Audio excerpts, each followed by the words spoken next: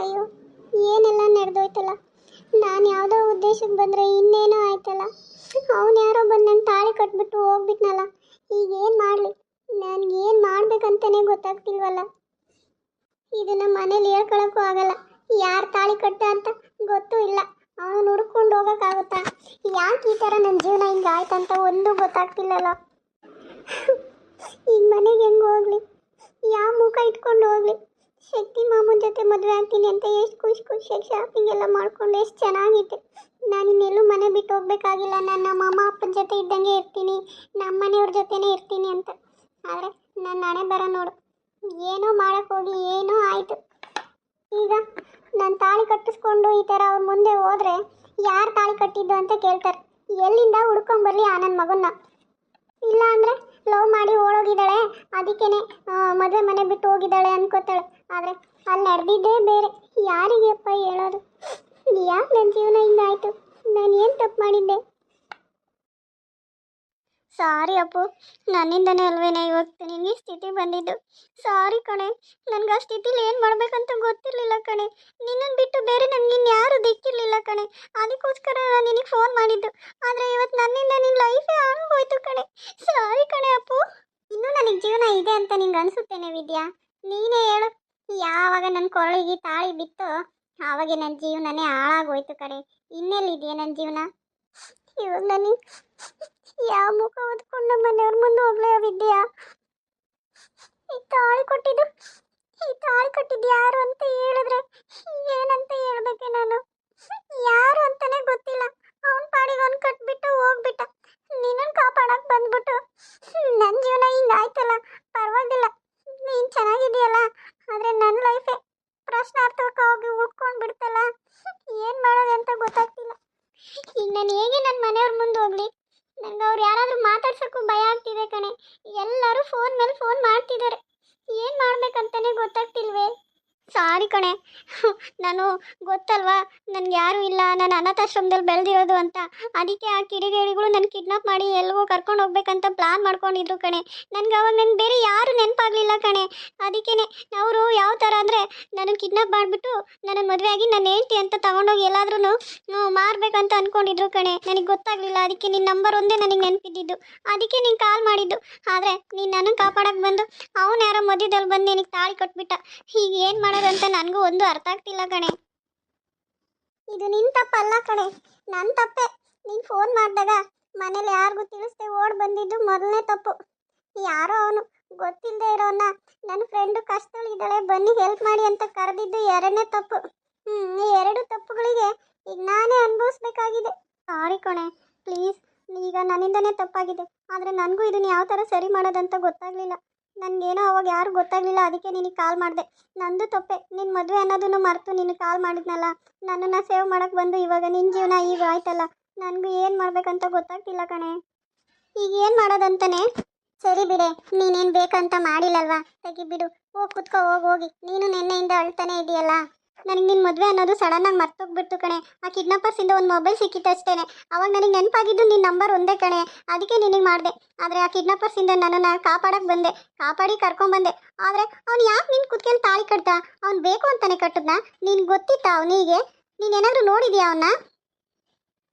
ಇಲ್ಲ ಕಣೆ, ನನಗೆ ಅವ್ನು ಯಾರು ಅಂತಾನೆ ಗೊತ್ತಿಲ್ಲ. ಅವ್ನು ಯಾಕೆ ನನ್ನ ಕುತ್ಕೊಂಡು ತಾಳಿ ಕಟ್ಟ ಅಂತಲೂ ಗೊತ್ತಿಲ್ಲ. ಕಟ್ಟಿದ್ಮೇಲೆ ಹಾಗೆ ಹೋಗಿ ಬಿಟ್ಟ. ಈಗ ನಾನು ಏನು ಮಾಡೋದಂತ ನನಗೊಂದು ಗೊತ್ತಾಗ್ತಿಲ್ಲ. ನಾನು ಅವನನ್ನು ಕೇಳಿದ್ದು ಮಾತ್ರ ಒಂದೇ ಒಂದು, ನನ್ನ ಫ್ರೆಂಡ್ ಕಷ್ಟದಲ್ಲಿದ್ದಾಳೆ, ಇಂಥ ಜಾಗದಲ್ಲಿದ್ದಾಳೆ, ಹೆಲ್ಪ್ ಮಾಡ್ತೀರಾ ಅಷ್ಟೇ ಅಂತ. ನಾನು ಬರೋ ಆಟೋದಲ್ಲಿ ಅವನು ಹತ್ತಿ ಕೂತಿದ್ದ ಕಣೆ. ಏನು ಮಾಡೋದು? ಯಾರಿಗಾದ್ರೂ ನನಗೊಬ್ರು ಹೆಲ್ಪ್ ಬೇಕಿತ್ತು.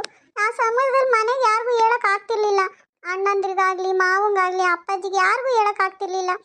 ನಾನು ಮನೆ ಬಿಟ್ಟು ಬಂದಿನಂದರೆ ಅವ್ರಿಗೆ ಮೊದಲೇ ಟೆನ್ಷನ್ ಆಗುತ್ತೆ. ಅಂಥದ್ರಲ್ಲಿ ಈ ಥರ ಎಲ್ಲ ಹೇಳೋದು ಬೇಡ ಅಂದ್ಕೊಂಡು ನಾನೇ ಬರ್ಬೇಕಾದ್ರೆ ಆಟೋದಲ್ಲಿ ಒಬ್ಬ ನನ್ನ ಜೊತೆ ಕೂತಿದ್ದ. ಅವ್ನು ಹೆಲ್ಪ್ ಕೇಳಿದೆ, ಮಾಡ್ದ. ಆದರೆ ಅವ್ನು ಇದ್ದಕ್ಕಿದ್ದಂಗೆ ಜೋಬಲ್ಲಿ ತೆಗೆದ್ಬಿಟ್ಟು ತಾಳಿ ತೆಗೆದು ಕಟ್ಟೇ ಬಿಟ್ನಲ್ವೇನೆ. ನನಗೇನು ಮಾಡೋದಂತಾನೆ ಗೊತ್ತಾಗ್ತಿಲ್ವೇ ವಿದ್ಯಾ? ಅದೇ ಗೊತ್ತಾಗ್ತಿಲ್ವೇ ಅಪ್ಪು? ಅವ್ನು ಎಲ್ಲಿಂದ ಆಟೋ ಹೊತ್ಕೊಂಡ? ನಿನ್ಗೇನಾದರೂ ಗೊತ್ತೇನೆ? ನಿಮ್ಮ ಊರಿಂದನಾ? ಇಲ್ಲ ಕಣೆ, ನಮ್ಮ ನಮ್ಮೂರ್ ಸಿಟಿ ಸ್ವಲ್ಪ ದೂರನೇ ತಾನೆ. ಸಿಟಿಯಿಂದ ಬರ್ಬೇಕಾರೆ ಕಣೆ, ನಮ್ಮೂರಿಂದ ನಾನು ಬಸ್ಸಲ್ಲಿ ಬಂದಿದ್ದು. ಅಲ್ಲಿಂದ ನಿನ್ ಪ್ಲೇಸ್ ಲೊಕೇಶನ್ ನೋಡಿದಾಗ ಆಟೋದಲ್ಲಿ ಹೋಗೋಣ ಅಂತ ಹತ್ಕೊಂಡಾಗ ಅವನು ಆಟೋದಲ್ಲೇ ಹತ್ಕೊಂಡ.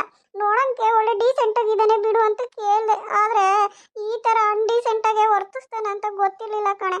Stupid fellow. ಏನಾದ್ರು ಮುಂಚೆನೆ ಪ್ಲಾನ್ ಮಾಡ್ಕೊಂಡ್ ಬಂದಿದ್ದೇನೆ ನಿನ್ನ ಮದುವೆ ಆಗ್ಬೇಕಂತ. ನಿನ್ಗೇನಾದ್ರು ಗೊತ್ತಾ? ನನ್ಗೇನೆ ಗೊತ್ತು, ಅವ್ನ ಫೇಸ್ನೇ ನಾನು ನೋಡಿಲ್ಲ. ಏನಾದ್ರು ನನ್ನ ಮುಂದೆ ನಿಂತ್ಕೋಬೇಕಿತ್ತು ತಾಳಿ ಕಟ್ಟಿದವನು. ಅಲ್ಲೇ 4 ಬಾರಿಸಿ ಏನ್ ಬೇಕೋ ಅದನ್ನೇ ಮಾಡ್ತಿದ್ದೆ. ಆದ್ರೆ ಅವನು ಎಂತವನೇ ಕಟ್ಬಿಟ್ಟು ಅದೇ ಹೋಗ್ಬಿಟ್ನಲ್ಲ. ಈಗ ಏನ್ ಮಾಡೋದು? ಆದ್ರೆ ನನ್ನಿಂದ ನಿನ್ಗೆ ಈ ಥರ ಆಯ್ತಲ್ಲ ಅಂತ ನಂಗೆ ತುಂಬ ಬೇಜಾರಾಗ್ತಿದೆ ಕಣೆ. ಪರವಾಗಿಲ್ವೇ ವಿದ್ಯಾ, ನೀನೇನು ಬೇಕು ಅಂತ ಮಾಡಿದ ಈ ಥರ ಆಗುತ್ತೆ ಅಂತ ನನಗೆ ಗೊತ್ತಿರಲಿಲ್ಲ. ಇನ್ನು ನಿನ್ಗೇನು ಗೊತ್ತಿರುತ್ತೆ? ನನಗೆ ಇದೆಲ್ಲ ನೋಡ್ತಿದ್ರೆ ಅವನು ಯಾವನ ಬೇಕು ಅಂತಾನೆ ಮಾಡಿದಾನೆ ಅನ್ಸುತ್ತೆ ಕಣೆ. ಅವ್ನು ನನ್ನ ಮುಂದೆ ಬರಬೇಕು, ಅವ್ನು ಹುಟ್ಟಲಿಲ್ಲ ಅನ್ನಿಸ್ಬಿಡ್ತೀನಿ ನನಗೇನೆ. ಹೌದು ಕಣೆ, ಇದೆಲ್ಲ ನೋಡ್ತಿದ್ರೆ ಅವನೇ ಬೇಕು ಅಂತ ಮಾಡಿದಾನೆ ಅನ್ಸುತ್ತೆ. ಮೋಸ್ಟ್ಲಿ ನನ್ನ ಕಿಡ್ನಾಪ್ ಮಾಡೋ ಪ್ಲಾನ್ ಕೂಡ ಅವನದೇನಾ? ನನಗೇನೆ ಗೊತ್ತು. ಆದರೆ ಅವನು ಅಲ್ಲಿರೋರ್ನೆಲ್ಲ ಹೊಡೆದು ಚೆಚ್ಚಾಕುದ್ನಲ್ವಾ. ಏನೋ ಕಣೆ, ಯಾವುದನ್ನು ನಂಬಕ್ಕೆ ಆಗ್ತಿಲ್ಲ. ಯಾಕೆ ಈಗ ಆಗ್ತಿದೆ ಅಂತ.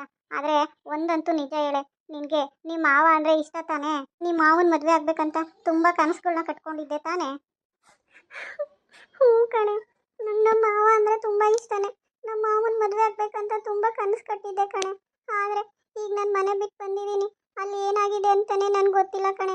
ಪಾಪ ನಮ್ಮ ಮಾವನ ಮಾನ ಮರ್ಯಾದೆ ಎಲ್ಲ ಎಷ್ಟೋಯ್ತು. ನಮ್ಮ ಮನೆಯವ್ರ ಮಾನ ಮರ್ಯಾದೆ ಎಲ್ಲ ತೆಗೆದು ಬಂದಿದ್ದೀನಿ. ಈಗ ಮನೆ ಬಿಟ್ಟು ಬಂದಿದ್ದೀನಿ. ಈ ಥರ ಹೋಗ್ತೀನಿ ಅಂದರೆ ಯಾರು ಕಳ್ಸಲ್ಲ ಅಂತ 3 ಟೈಮ್ ದಾಟೋಗ್ಬಿಡುತ್ತೆ ಅಂತ ಲೆಟ್ರು ಬೇರೆ ಬರ್ದಿಕ್ಕೆ ಬಂದಿದ್ನಿ. ಹೇಗೂ ಮದುವೆ ಆಗಲ್ಲ ಬಿಡು, ನಾನು ಇರಲ್ಲ. ನಿನ್ನನ್ನು ಕಾಪಾಡಬೇಕಂದ್ರೆ ಏನು ಸುಲಭ ಏನಲ್ಲ. ಎಲ್ಲರಿಗೂ ಹೇಳೋದು ಬೇಡ, ಎಲ್ಲರೂ ಮತ್ತೆ ಪ್ರಾಬ್ಲಮ್ ಆಗುತ್ತೆ ಅಂತ ನಾನು ಬರೋಣ ಅಂತ ಲೆಟ್ರು ಬೇರೆ ಬರ್ದಿಕ್ಕೆ ಬಂದಿದ್ದೀನಿ. ಈಗ ನನ್ನನ್ನು ಮದುವೆ ಮನೆಯಿಂದ ಹೋಗಿ ಎಲ್ಲಾದರೂ ಓಡೋಗಿದ್ದಾಳೆ, ಯಾರನ್ನೂ ಮದುವೆ ಆಗಿದ್ದಾಳೆ ಅಂತಾರೆ. ಅದಕ್ಕೆ ಸರಿಯಾಗಿ ಅವನು ಯಾವನ ನನಗೆ ತಾಳಿ ಬೇರೆ ಕಟ್ಟೋಗಿದ್ದಾನೆ. ಏನು ಮಾಡೋದು? ಈ ತಾಳಿನ ಇಟ್ಕೊಳ್ಳೋದು ಬಿಡೋದು ಒಂದು ಗೊತ್ತಾಗ್ತಿಲ್ಲ. ಎಷ್ಟು ಫೋನ್ ಮಾಡ್ತಿದ್ದಾರೆ ಗೊತ್ತಾ ಮನೇಲೆಲ್ಲರೂ. ಯಾರ ಫೋನು ನಾನು ರಿಸೀವೇ ಮಾಡ್ತಿಲ್ಲ.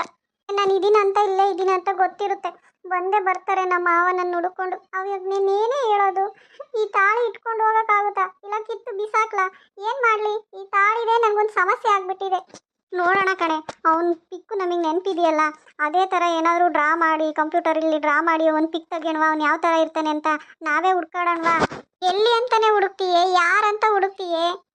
ಅಮ್ಮ ಅಪ್ಪನ ಮುಂದೆ ಹೇಗೆ ಮುಖ ತೋರ್ಸೋದಂತಲೇ ಗೊತ್ತಾಗ್ತಿಲ್ಲ. ಇದರಿಂದ ಅವರೆಷ್ಟು ಬೆಲೆ ಕಳೆದಿದ್ದೀನಿ, ಮಾನ ಮರ್ಯಾದೆ ಎಲ್ಲ ಕಳೆದು ಬಂದಿದ್ದೀನಿ.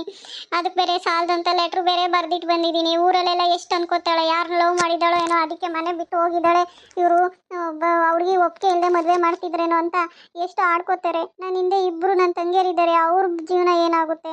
ನನಗೆ ಯಾಕೋ ತುಂಬ ಭಯ ಆಗ್ತಿದೆ ಕಣೆ. ಏನು ಹೇಳ್ದೆ ಕೇಳದೆ ಬಂದೆ ಸುಮ್ಮನೆ ನಿನ್ನನ್ನು ಕಾಪಾಡೋಕ್ಕೋಸ್ಕರ. ನನ್ನ ಜೀವನನೇ ಪ್ರಶ್ನೆ ಆಗಿದೆ. ಏನು ಮಾಡೋದು ಒಂದು ಗೊತ್ತಾಗ್ತಿಲ್ಲ ಕಣೆ.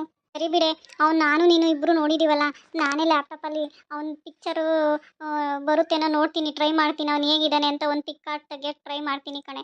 ನೋಡೋಣ, ಅದನ್ನ ಹಿಡ್ಕೊಂಡು ಹುಡ್ಕಕ್ಕೆ ಟ್ರೈ ಮಾಡೋಣ. ಏನೋ ಕಣೆ ವಿದ್ಯಾ, ನನಗೆ ಏನು ಗೊತ್ತಾಗ್ತಿಲ್ಲ. ನಂಗೆ ಸ್ವಲ್ಪ ತಲೆನೋವ್ತಿದೆ. ಒಂದು ತಲೆನೋವಿನ ಮಾತ್ರೆ ತಂದು ಕೊಡ್ತೀಯೇನೆ? ಸರಿ ಕಣೆ, ತುಂಬ ಏನು ಯೋಚನೆ ಮಾಡಬೇಡ, ಎಲ್ಲ ಸರಿ ಹೋಗುತ್ತೆ. ನೀನು ಮಲಕೋ, ನಾನು ಊಟನೂ ತೊಗೊಂಡು ಟ್ಯಾಬ್ಲೆಟು ತೊಗೊಂಡು ಬರ್ತೀನಿ. ಏನು ಮಾಡೋದು? ಅವನು ಎಲ್ಲಿ ಅಂತ ಹುಡ್ಕೋದು? ಯಾಕೆ ಹೀಗೆ ಮಾಡ್ದ ಅಂತ ಹೇಗೆ ತಿಳ್ಕೊಳ್ಳೋದು? ಒಂದು ಗೊತ್ತಾಗ್ತಿಲ್ಲ ನನಗೆ.